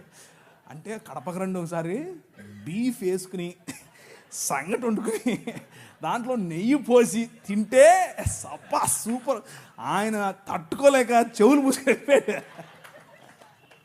టచ్లోనే ఉన్నాడు, ఇంకా ఫ్రెండే, కానీ అర్థం చేసుకున్నాడు. ఆయన నన్ను పెస్టర్ చేయటం, నన్ను ఒత్తటం, నన్ను కావాలని ఒత్తేది నేను ఒత్తితే ఎలా ఉంటుందో అర్థం చేసుకుని ఆపేశాడు. సో ఫ్రెండ్షిప్ మంచిది, ప్రజలను కోల్పోవద్దు, కానీ నీ విశ్వాసం అంతకంటే ముఖ్యం. నీ విశ్వాసం అంతకంటే ముఖ్యం. నువ్వు రోడ్డు మీద నిలబడి సువార్త చెప్పటం ఎంత ముఖ్యమో, నీ ఫ్రెండ్ దగ్గర నిలబడుకొని నేను ఈ క్రీస్తును మాత్రమే అనుసరిస్తాను అని చెప్పటం అంతే ముఖ్యం. నువ్వు వాడిచ్చిందల్లా తీసుకొని తింటే నువ్వు అది చెప్పటం లేదని అర్థం, నీ సాక్ష్యం లేదని అర్థం. సో ఒకరిని గెలవటం కోసం అబద్ధం చెప్పక్కర్లేదు, సత్యం చెబుతూనే గెలవచ్చు. ఆ ప్రయత్నం చేయండి, ఉపయోగపడుతుంది. థ్యాంక్ యూ అన్న. దీని కంటిన్యూషన్ అన్నమాట. దేని వల్ల ఇక్కడ వరకు క్రైస్తవేత్తలని ఎలా డీల్ చేయాలని చెప్పండి, మీరు క్రిస్టియానిటీలో వాళ్ళని ఎలా డీల్ చేయాలో మాకు తెలియాలి. ప్రశ్న ఏంటంటే, ప్రార్థన ప్రతిదాన్ని పవిత్రపరుస్తుందని, దేవుడే సృష్టిలో ఉన్న ప్రతి పదార్థాన్ని మనకి ఇచ్చాడని, నువ్వు ప్రార్థన చేసుకున్న విగ్రహాలు కల్పించుకుని మరి తింటే తప్పేంటి, ప్రార్థన పవిత్రపరుస్తుంది కదా అంటే ప్రార్థనకు అంత శక్తి లేదా? విగ్రహాలు పెట్టిన దాన్ని పవిత్రపరచలేదా? ఎందుకు తినకూడదు? దేవుడు పవిత్రపరిచిన ప్రతిదీ ప్రార్థన చేసుకుని తినమన్నారు కదా. అంటే క్రిస్టియానిటీలోనే కొన్ని ప్రశ్నలు మాకు నిలబడుతున్నాయి. అసలు ఇది ఎంతవరకు వస్తుంది? ప్రార్థన చేస్తే ప్రతి వస్తువు పవిత్రపరచబడుతుందా? ప్రార్థన చేసుకుని విగ్రహాలు పెట్టి తినేసాను. ఇది గత నెలలో జరిగిన చర్చలో మీరు మాట్లాడిస్తున్నారు ఆల్రెడీ, దాని గురించి పెద్దగా చెప్పాల్సింది ఏం లేదు. ప్రార్థనలో శక్తి ఉంది, ప్రార్థన మారుస్తుంది దేన్నైనా. కానీ ఇక్కడ వచ్చిన సమస్య, దీంట్లో ఏదో కల్మషం ఉంది, ఆ కల్మషం వచ్చి నన్ను ఏదో చేస్తుంది అనే భావన ఉండడం బట్టి ప్రార్థనలో చేసి దాన్ని శుభ్రపరుస్తున్నాం అన్న ఆలోచన చెప్తున్నట్లుగా నాకు అనిపిస్తుంది ప్రశ్నలో. కానీ ప్రసాదము తీసుకోకపోవటం అంటే విగ్రహాలు తీసుకోకపోవటం అనేది నీ సాక్ష్యములకు సంబంధించింది. ఏ భావజాలాన్ని నువ్వు అనుసరిస్తున్నావో చెప్పడానికి సంబంధించింది. నువ్వు ప్రార్థన చేసుకుని తిన్నంత మాత్రాన ఇప్పుడు ప్రార్థన చేసుకోకుండా తిన్నా కానీ అది భోజనమే, అది సామాన్యమైనటువంటి బ్లడ్డే, సామాన్యమైన ఉప్మానే, సామాన్యమైన పొంగలే. దానివల్ల నీకు వచ్చేది పెద్దగా ఏమి ఉందో లేదో అని కాదు. మెయిన్ పాయింట్ ఏంటంటే, అర్పించినటువంటిది ఒక భావజాలానికి, ఆ విగ్రహము వెనుకున్నటువంటి ఒక ఆలోచన శక్తి, ఆ విగ్రహం వెనుకున్నటువంటి పడద్రోయబడినటువంటి దేవదూతల సమూహములలో ఒకరికి ఆ విగ్రహం అర్పితం. నువ్వు దాన్ని ఆవాహయామి అంటున్నావు, అలాంటివి చెయ్యొద్దు. ప్రార్థన చేసుకుని ఆవాహయామి ఏంటి? ప్రసాదం తినడం అంటే ఆవాహయామి అని చెప్పటమే. ప్రార్థన చేసుకుని పిలవాలా? పిలిచే వాళ్ళను ప్రార్థన చేసుకుని సరే నేను ఏకీపిస్తున్నాను ప్రార్థన చేసుకుని ఏకీపించాలా? అవసరం లేదు. ఇంత కష్టం ఎందుకు? వాక్యం చెప్తోంది. నువ్వు ఏదైనా మార్కెట్లోకి వెళ్ళావు, కొనుక్కున్నావు, ప్రార్థన చేసుకో, తిను. కానీ కావాలని విగ్రహార్పితములా వద్దని చెప్పు, వాక్యం చెప్తా ఉంది. అలా చేస్తే పోలా? దానికి దాన్ని ఏమంటారు, థియోలాజికల్ ఇది చేయాలా? ఇప్పుడు ప్రార్థన చేసుకుని మనం ఒక శివాలయంలోకి వెళ్ళి, వారు భక్తితో శివాలయంలో ఉంటారు, శివుణ్ణి పూజిస్తారు. మనం వాళ్ళని అవమానపరుస్తూ అక్కడికి వెళ్ళి ప్రార్థన చేద్దామా? యేసు ప్రభువా, ఈ శివలింగం ఎవరో కాదు, యేసు ప్రభువే అని మనం ప్రార్థన చేద్దామా? అది కరెక్టా? అది వారిని అవమానించినట్లు, మన విశ్వాసాన్ని మనం చాటనట్లు. అలా చేయకూడదు. వీలైనంత వరకు నిక్కచ్చిగా ప్రార్థన చేసుకుని భోజనాన్నైనా దేన్నైనా మనం ప్రభు కోసం చేయాలి.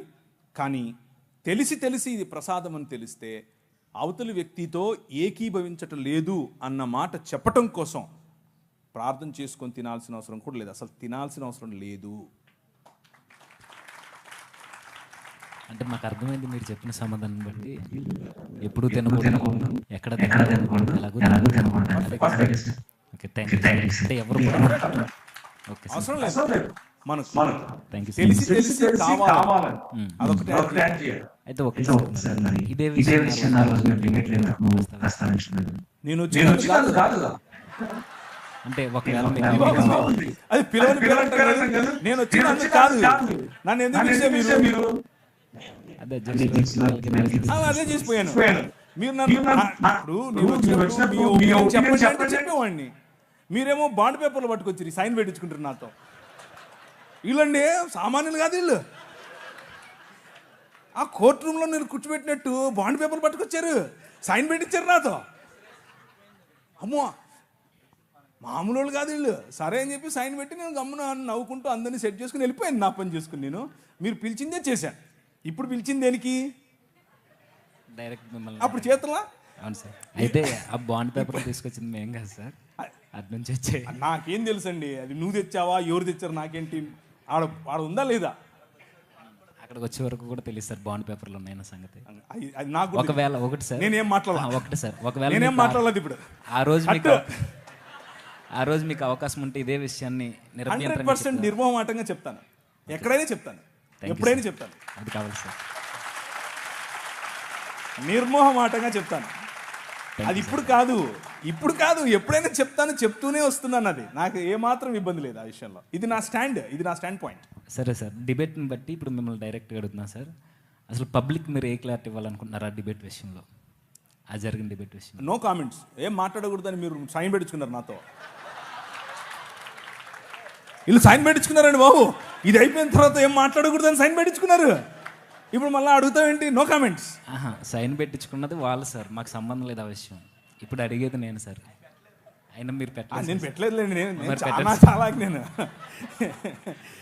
నేను పెట్టలేదులేండి. కానీ ఇప్పుడు మీరు అడిగేది ఏంటి?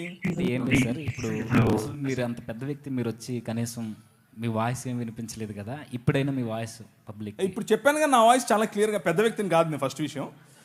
అది కట్టు. రెండు అంటే వాయిస్లో పెద్ద అంటున్నావా, ముసలోడు అంటున్నావా నన్ను? ఇప్పుడే అయ్యగారితో ఆశీర్వాదం తీసుకున్నాను. అయ్యా మీలాగా నేను 90 ఏళ్ళు బతకాలి అని ఆశీర్వాదం చేయండి. ఇచ్చారు కదా తల మీద చేయబెట్టి. సో నా స్టాండ్ ఇదే. విగ్రహార్పితములు తినద్దు. విగ్రహార్పితములలో ఉన్న పాటలు పాడొద్దు. విగ్రహార్పితములైన నాట్యం చేయొద్దు. విగ్రహార్పితములైన కులం పాటించొద్దు. విగ్రహార్పితమైన మతం వద్దు. విగ్రహార్పితంగా ఉండేటటువంటి ఉద్యోగం చేయొద్దు. విగ్రహార్పితంగా ఉండేటటువంటి దాసోహం చేయొద్దు. ఎవరికి? మన రాజు యేసే. Jesus is the king of all. మధ్యలో ఏ విగ్రహం లేదు. ఇంకా గట్టిగా చెప్పాలా? లేదు సార్, ఇంతకన్నా ఏమవుతుందన్నా. మీ నుంచి ఇదే కోరుకున్నాం మేము. ఎందుకంటే మీలాంటి వారు మాట్లాడితే ఈ క్రిస్టియన్ సొసైటీకి ఒక చక్కని సమాధానం దొరుకుతుందని మీరు మాకు ఇచ్చిన స్వేచ్ఛలో నేను మాట్లాడడం జరిగింది. ఇంకొక విషయం ఏంటంటే, యాక్చువల్గా క్రిస్టియన్స్కు ఈ క్లారిటీ ముందు నుంచి ఉంది.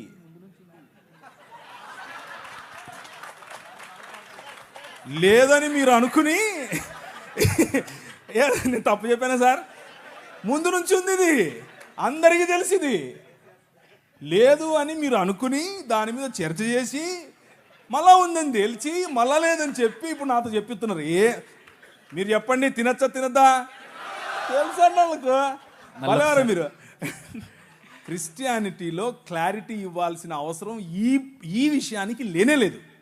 ఎందుకు అనంటే అందరికీ తెలుసు. కానీ వాళ్ళ స్ట్రగుల్ ఏంటంటే, యాక్చువల్ ప్రశ్న ఏంటంటే, నాకు తినాలని లేదు కానీ ఎలా నేను అవతలి వాడికి చెప్పాలి, ఎలా అవతలి వ్యక్తిని నేను పోగొట్టుకోకుండా ఆ వ్యక్తితో స్నేహం కంటిన్యూ చేస్తూ ఇది తినకుండా ఉండాలి, ఎలా సాధ్యపడుతుంది అనేదే కన్ఫ్యూజన్. తినకూడదు అనేది తెలీదా మనకు? అందరికీ తెలుసు.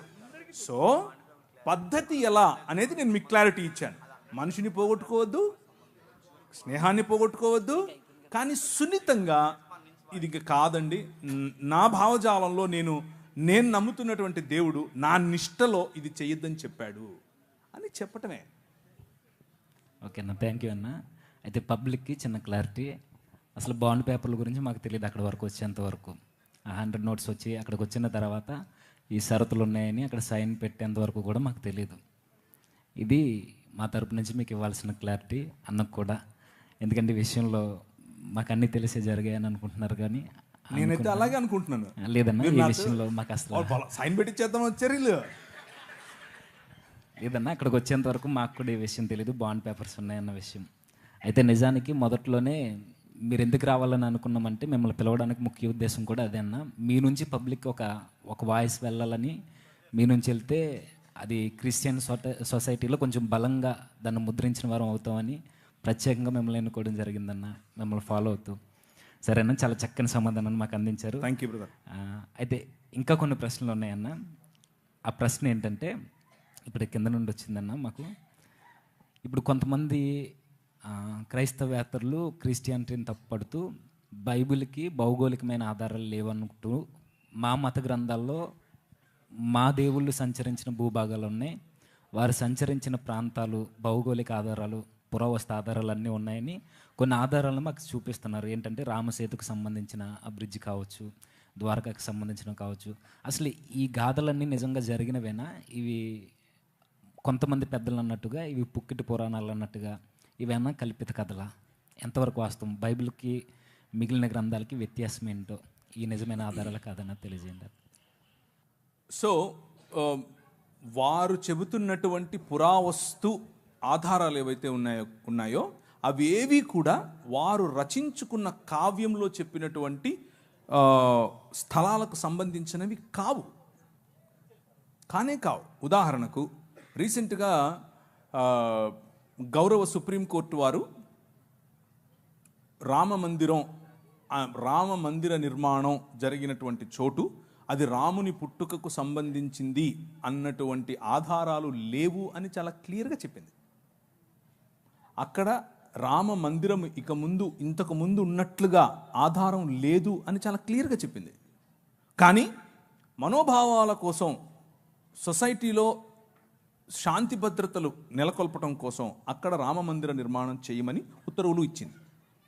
సో సుప్రీంకోర్టుకే దొరకలేదు పురావస్తు ఆధారాలు. ఇంకా మీతో మాట్లాడుతున్న వాళ్ళకి ఎక్కడి నుంచి దొరికాయో మనకు తెలియదు. అది వాళ్ళు సొంతంగా వాట్సాప్ యూనివర్సిటీ అంటారు దాన్ని. అది వాట్సాప్ యూనివర్సిటీలో దొరికింది. ఇకపోతే కొన్ని విషయాలు చూద్దాం. మీరు అడిగినటువంటి బ్రిడ్జ్ ఏదైతే ఉందో దాన్ని యాడమ్స్ బ్రిడ్జ్ అంటారు. అది వానర సైన్యం నిర్మించినటువంటి వారధి కాదు, దాన్ని యాడమ్స్ బ్రిడ్జ్ అంటారు. అది న్యాచురల్గా ఫామ్ అయినటువంటి ఒక భూభాగము మాత్రమే. అయితే ఒక ప్రశ్న ఏంటి? ఆ ప్రశ్న అంటే, ఒక ఆయన లంకలోకి ఎగిరి వెళ్ళిపోయాడు. వీళ్ళకి బ్రిడ్జిలు ఎందుకు కావాల్సి వచ్చాయి? వీళ్ళు ఎగరొచ్చుగా. ఇంకో భలే ఉంటుంది చూడండి. ఒక ఆయన ఆ రోజుల్లో విమానాలు ఉన్నాయంట, విమానం వేసుకుని పోయాడు. ఎందుకు అని అంటే, ఒక ఆయన తలకాయ కింద పెట్టి పైన కాళ్ళు పెట్టి తపస్సు చేస్తున్నాడు. అంటే ప్రార్థన చేస్తున్నాడు. తపస్సు, ప్రార్థన, భగవన్ నామ స్మరణం చేస్తున్నాడు. ఈయన వెళ్ళాడు, విమానం దిగి కత్తి తీశాడు. నీ పేరేంటి అన్నాడు. అంటే నా పేరు, నేను ఫలానా కులానికి చెందినవాడిని అని అన్నాడు. నా పేరు చెప్పాడు, అంతే, వేసేసాడు. మరి ఆ రోజు విమానం ఉండింది, అంతకుముందు ఎందుకు లేదు? అప్పటికి ఇంకా కనుక్కోలేదా? సో పురావస్తు అని అడిగితే సరిపోదు, పురావస్తు శాఖ వాళ్ళు ఇచ్చే ఆధారాలు ఉండాలి కదా. కథలోనే ఇన్ని పొరపచ్చాలు తెలిసిపోతున్నాయి మనకి. విమానం ముందు, ఇప్పుడు అక్కడ యుద్ధం అంతా అయిపోయిన తర్వాత వారధి మీద వచ్చారా? లేదు, విమానంలోనే వచ్చారు, పుష్పక విమానంలో వచ్చారు. అంతకుముందు ఎందుకు లేదు అది? ఇట్లాంటి ప్రశ్నలు చాలా అవుతాయండి ఇంకా. సో అదే వారద అవసరం లేదు. ఈ మాటలు ఏవైతే చెప్తున్నారో ఇవి తరువాత లేటరల్ డెవలప్మెంట్స్ అంటారు వీటిని. అంటే తరువాత డెవలప్ చేసుకున్నటువంటి ఆధారాలు, తరువాత డెవలప్ చేసుకున్నటువంటి కాన్సెప్ట్స్. సో అవి నాకు అర్థమైనంతలో, నేను రికార్డెడ్గా చెప్తున్నాను, నేను చదివినంతలో పుల్లెల రామకృష్ణుడు గారు రాసినటువంటి, వారు తర్జుమా చేసినటువంటి వాల్మీకి రామాయణం నేను చదివాను. అది కూడా దేనికి చదివాను అంటే, మన హిందూ మిత్రులు కొంతమంది వారు వేసే ప్రశ్నలకు సమాధానం చెప్పడం కోసం అదే పనిగా కూర్చొని అన్ని కాండాలు క్షుణ్ణంగా అర్థం చేసుకుంటూ లైన్ బై లైన్ అండర్లైన్ చేసుకుంటూ చదివాను. కానీ అందులో వారు ప్రస్తావించినటువంటి స్థలాలు కానీ, వారు ప్రస్తావించినటువంటి మనుషులు కానీ, వారు ప్రస్తావించినటువంటి కోటలు కానీ, వారు ప్రస్తావించినటువంటి భారతంలో కూడా వారు ప్రస్తావించినటువంటి ఇళ్ళు కానీ ఏదీ ఇప్పుడు మనకు లభ్యంగా లేదు, ఏదీ మనకు అందుబాటులో లేదు. ఒకవేళ ఉంటే ఆర్కియాలజికల్ సొసైటీ ఆఫ్ ఇండియా అని ఒక వెబ్సైట్ ఉంది. అది భారతదేశ పన్ను, మనమందరం పన్ను కడతాం, భారతదేశ గవర్నమెంట్ వాళ్ళు ఆ వెబ్సైట్ పెట్టారు. అందులో తప్పకుండా ఉంటుంది. లేదు, బౌద్ధానికి ఉంది, జైనానికి ఉంది, క్రైస్తవానికి ఉంది. అశోకుడు జీవించిన కాలంలో శిలాఫలకాలు పెట్టాడు. అందులో అరమైక్ భాష ఉంది, అందులో తమిళ భాష ఉంది, అందులో పాలి ధమ్మలిపి ఉంది. సంస్కృతం లేదు, హిందీ లేదు, ఏం లేదు. సో ఇది ఈ పురావస్తు శాఖకు సంబంధించినటువంటి ఆధారాలు, ఉదాహరణకు లిపి, ఉదాహరణకు శిల, ఉదాహరణకు శిలా శాసనములు, ఉదాహరణకు మందిరములు, ఇలాంటివేవి కూడా వాళ్ళు చెప్తున్నట్లుగా లక్షల సంవత్సరాల క్రితం ఉన్నాయి, ఏమీ లేవు. అదంతా బూటకం. కొద్దిగా ఎప్పటి నుంచి మొదలైంది ఈ ఆధారాలు దొరకటం అని అంటే, క్రీస్తు శకం 2 AD తర్వాతనే దొరికాయి. 2 AD తర్వాత, దానికి ముందు క్రీస్తు పూర్వం ఎటువంటి ఆధారాలు కూడా వీరు చెప్తున్నటువంటి వాటికి దొరకలేదు. రాతపూర్వకంగా లేదు, సంస్కృతపూర్వకంగా లేదు, లిపిపూర్వకంగా లేదు, పుస్తకపూర్వకంగా లేదు, ఏదీ లేదు. క్రీస్తు పూర్వం ఉన్నటువంటి ఆరామాలు, ఆలయాలు అన్నీ కూడా బౌద్ధానికి చెందినవే.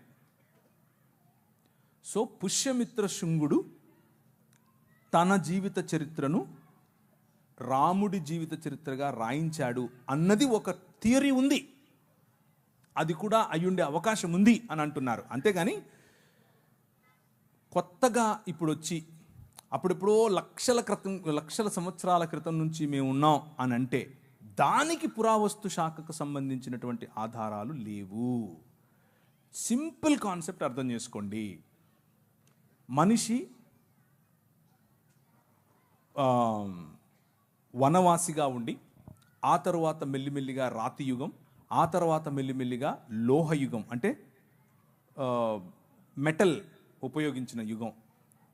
దీనికి పురావస్తు శాఖ వాళ్ళు డేట్స్ వేసి పెట్టారు, ఎప్పటి నుంచి ఎప్పటి వరకు ఈ యుగం, ఎప్పటి నుంచి ఎప్పటి వరకు ఈ యుగం అని. మెటల్ ఇన్వెంట్ చేసిన తర్వాత వచ్చినటువంటి యుగం ఏదైతే ఉందో, రాతి యుగం తరువాత, మెసపటోమియా తరువాత ఈజిప్షియన్ సివిలైజేషన్, అంటే మోషే సమయం, ఆ సమయానికి మెటల్ డెవలప్ అయింది, ఆ సమయానికి లోహం డెవలప్ అయింది. కనుకనే రథాల యొక్క మొట్టమొదటిసారి రథాల వాడటం, మొట్టమొదటిసారి గుర్రాలు రథాలు కలిపి వాడటం ఈజిప్షియన్ సివిలైజేషన్లో మనం చూస్తాం.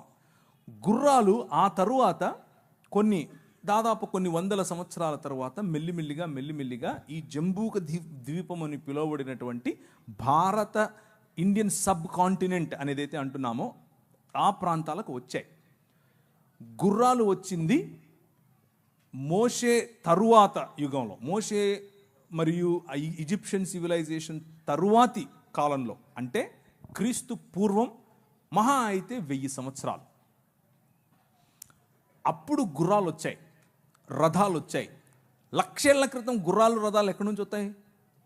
ఇంత చిన్న ప్రశ్న రాదా మనుషులకి? లేవు. అది మీరు అడిగిన ప్రమాణంలోనే ఆర్కియలాజికల్ సర్వే ఆఫ్ ఇండియా వాళ్ళే ఒప్పుకున్నది అది.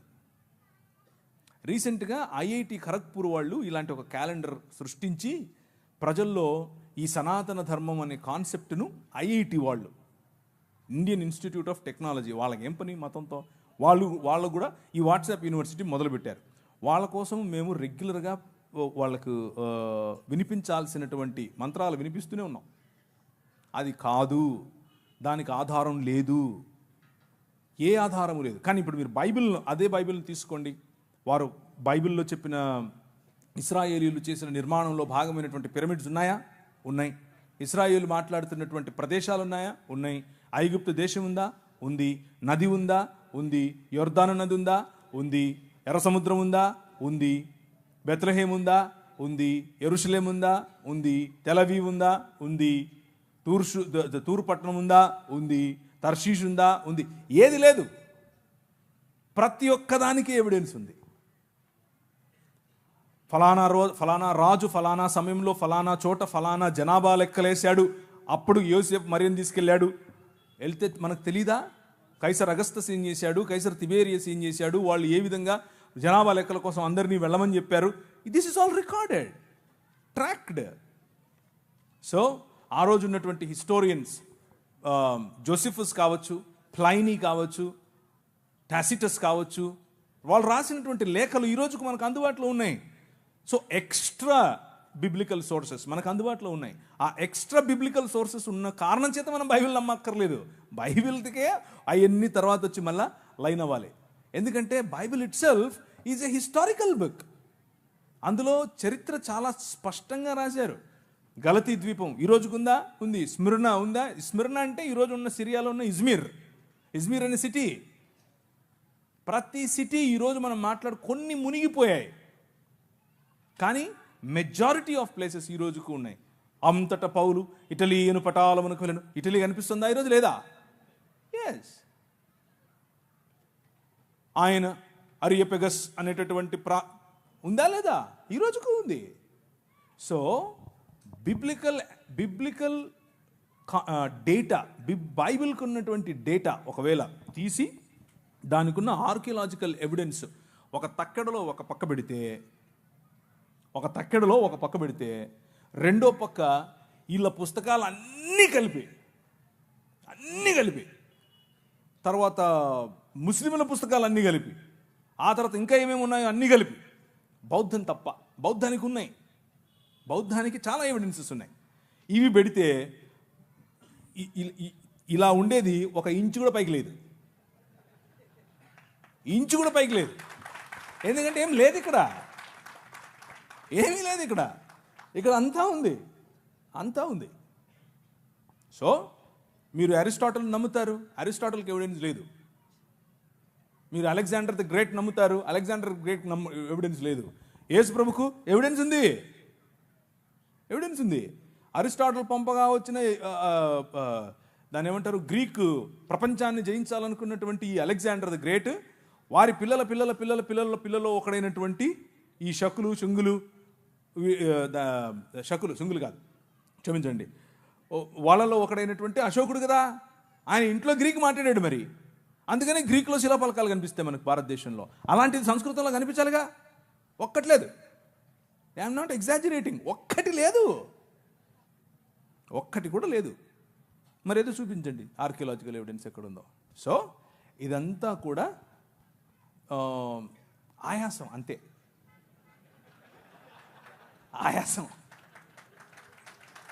ఆయాసం తప్ప ఏమీ లేదు. ఎందుకంటే ఇక్కడ సబ్జెక్ట్ ఉంది, అక్కడ ఏమీ లేదు కాబట్టి ఆయాసపడాలి. నీకు అని చెప్పాలి. అవతలుడు ఏం అనక ముందే మనమే అనేసామనుకో, అవతలుడు ఏమండు కదా అని. అలా ఏం కాదు, మనం ప్రశ్నిస్తూనే ఉంటాం. రైట్? ఓకేనా, థ్యాంక్ యూ అన్న. అయితే ఇప్పటివరకు మీరు చెప్పిన సమాధానం బట్టి మాకు అర్థమైంది బైబిల్ ఒక పరిశుద్ధమైన గ్రంథం అని, దీనికి చాలా ఎవిడెన్స్ ఉన్నాయని. అయితే ఎంతే పరిశుద్ధమైనది అయితే ఈ మధ్య చాలా ప్రశ్నలు మాకు వినబడుతున్నాయి. ఇలాంటి పరిశుద్ధ గ్రంథంలో, ఇలాంటి దైవ గ్రంథంలో లోతు సందర్భం కావచ్చు, దావీదు గారు చేసిన తప్పులు కావచ్చు, యోధా గారు చేసినవి కావచ్చు, ఇలాంటి కొన్ని ఇబ్బందికరమైన పరిస్థితులు రాసినప్పుడు దేవుని గ్రంథం అయితే, ఇన్ని ఎవిడెన్స్ ఉన్నది నిజమైన గ్రంథం అయితే, ఇలాంటి సందర్భాలు లోతు తన కుమార్తెలతో పాపం చేయడం, దావీదు తప్పు చేయడం, ఇలాంటివి రాశారు. ఇది ఎలా దైవ గ్రంథం అవుద్ది, మా దాంట్లో ఇలాంటివి ఏమీ లేవన్నట్టు చెప్తున్నారు. నిజానికి వారి గ్రంథాలు అలాంటివి ఏమీ లేవా? ఇక్కడ మనుషులు చేసినవి చూపిస్తూ తప్పుపడుతున్నారు దేవుని. ఓకే, బైబిల్ పరిశుద్ధ గ్రంథం కాబట్టి మనుషులు చేసిన తప్పులు కూడా చెబుతుంది. బైబిల్ పరిశుద్ధ గ్రంథం కాబట్టే ఆ పరిశుద్ధ గ్రంథానికి సంబంధించిన దేవుణ్ణి ఆరాధించేవారు వారు కూడా మనుష్యులే. ఆ మనుష్యులు చేసిన తప్పులు అందరికీ తెలియాల్సిందే. దేవుడు న్యాయ నిర్ణేతగా లోతు, తన పిల్లలు దావీదు, అలాగే తామారు, ఇలా అందరూ వారి జీవితాల్లో చేసినటువంటి తప్పులను ఎత్తి చూపిస్తుంది. మొత్తానికి బైబిల్ ఏం చెప్తుంది అని అంటే, దేవుని రాజ్య వారసులుగా కాకుండా సొంత రాజ్య నిర్మాణాలు, సొంత ఆలోచనల్లో బ్రతికితే మనిషి ప్రతి ఒక్కడు పాపమే చేస్తున్నాడు అన్నది చెబుతుంది బైబిల్. దానికి మినహాయింపు కేవలము యేసుక్రీస్తు మాత్రమే. మళ్ళీ కొత్తగా ఒకరు వచ్చి చెప్పక్కర్లేదు మనకు, మీ దావీదు ఇలా చేశాడు, ఆడు ఇలా చేశాడు. మాకు తెలిసేది, వి నో దాట్. అది మా దేవుడే రాయించాడు కాబట్టే పరిశుద్ధమైన దేవుడు, రాయించాడు కాబట్టే పరిశుద్ధమైన పుస్తకం. కప్పిపెట్టుంటే ఆయన పరిశుద్ధమైన దేవుడు ఎలా అవుతాడు? కప్పిపెట్టుంటే అది పరిశుద్ధమైన పుస్తకం ఎలా అవుతుంది? అది కేవలము ఒక అజెండాతో వచ్చిన పుస్తకం అవుతుంది.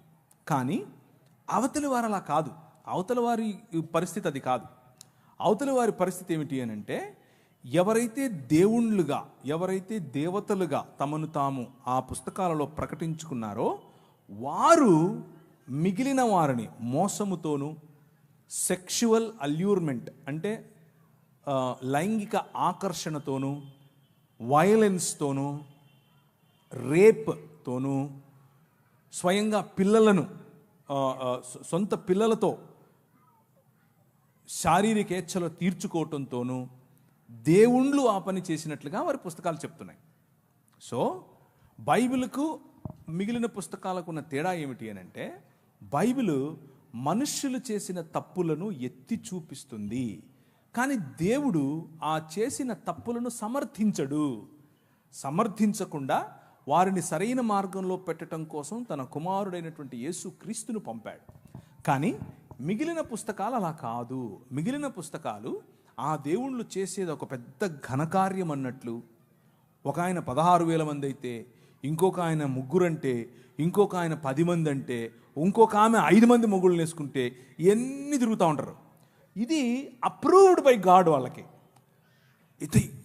ఇది సనాతన ధర్మం అంటే ఇదే అని చెప్తారు. అది సమస్య.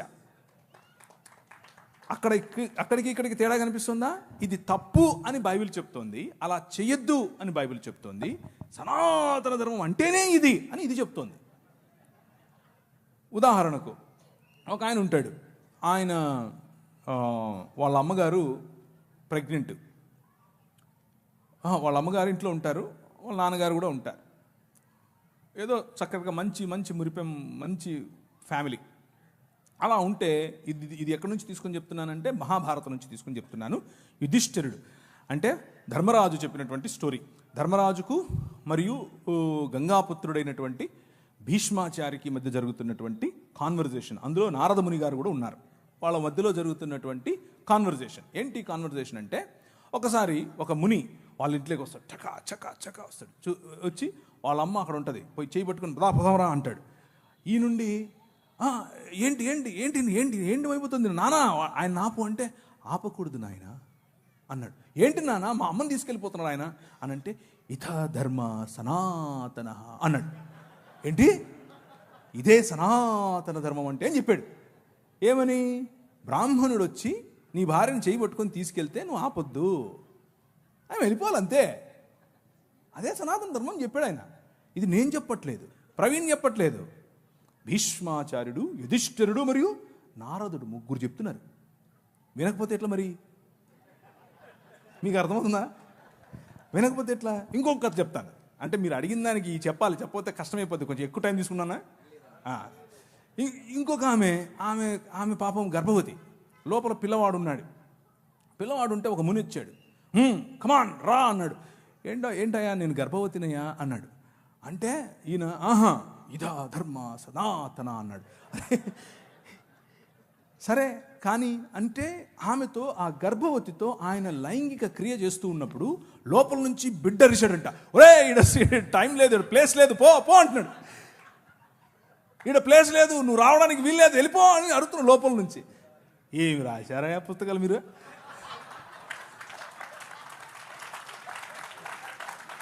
మీరు వచ్చి బైబిల్ని అడుగుతారా? ఏమన్నా ఉందా ఇది? అంటే ఎంత అన్సైంటిఫిక్ చూడండి. లోపల ఉన్న పిండం అరుస్తే కూడా తెలుసుకోలేనంతోడిని తీసుకొచ్చి నువ్వు పుస్తకాలు రాసుకొని ఇది సనాతన ధర్మం అని చెప్తావు మాకు. కాబట్టి Bible is a matchless book. Matchless. No science, no mythology, no Quran, no Gita, no anything can stand in front of Bible. Bible ఎదురుగా ఏది నిలబడలేదు. అంత గొప్పది బైబిల్. అది కేవలం ఊరికి స్టేట్మెంట్ కోసం చెప్తున్నాను అనుకోవద్దు.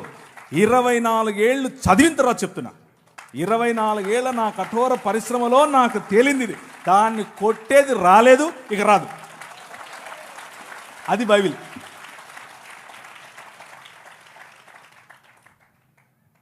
ఇంకా థ్యాంక్ యూ అన్న. ఇంకేం లేవన్నా, నిజంగా మీ ఆన్సర్ చూసిన తర్వాత ఇంకేం అడగాలని లేదు నాకు. Thank you very much. Thank you. You have been a great audience. మళ్ళీ త్వరగానే కలుద్దాం. కాకపోతే లాస్ట్లో ఇంకో చిన్న మాట చెప్పి నేను ముగిస్తాను. దయచేసి ఇప్పుడు నేను చెప్పిన మాటలు, ఇప్పుడు నేను ఇచ్చిన స్టేట్మెంట్స్ ఇవేవి కూడా అవతలి వారిని నొప్పించడం కోసం కాదు, అవతలి వారిని పోగొట్టుకోవటం కోసం కాదు, అవతలి వారి కంటే నేను గొప్ప అని చెప్పుకోవటం కోసం కాదు. బైబిల్ మీద బురద చల్లితే అలా చల్లకండి, అది కరెక్ట్ కాదు. ఒకవేళ బురద చల్లాలనుకుంటే ఇదిగో మీ భావజాలంలో చాలా బురద చల్లే అవకాశం ఉంది అని చెప్పటం కోసం మాత్రమే. అలాగే విన్న మీరు ఈ కంటెంట్ తీసుకుని దొరికినోడు ప్రతి ఒక్కడిని ఇలా నీకు తెలుసా అని మొదలు పెట్టకండి. ఇలాగ ఉందటగా, అందుకు కాదు నేను చెప్పింది. డిస్క్లైమర్ ఇది. అలా చేయబాకండి, అది కరెక్ట్ కాదు. ఇది ఒకవేళ మనల్ని ప్రశ్నిస్తే తిరిగి ప్రశ్నించడం కోసం ఉపయోగపడేది మాత్రమే తప్ప కావాలని గోక్కొని అవతలి వాడికి ఏదో తలంబ్రాలేసి పంపిద్దాం అనేది చేయకండి. అలా చేయకూడదు. ఈ మధ్య క్రైస్తవ లోకంలో ఈ ఒరవడి పెరిగింది.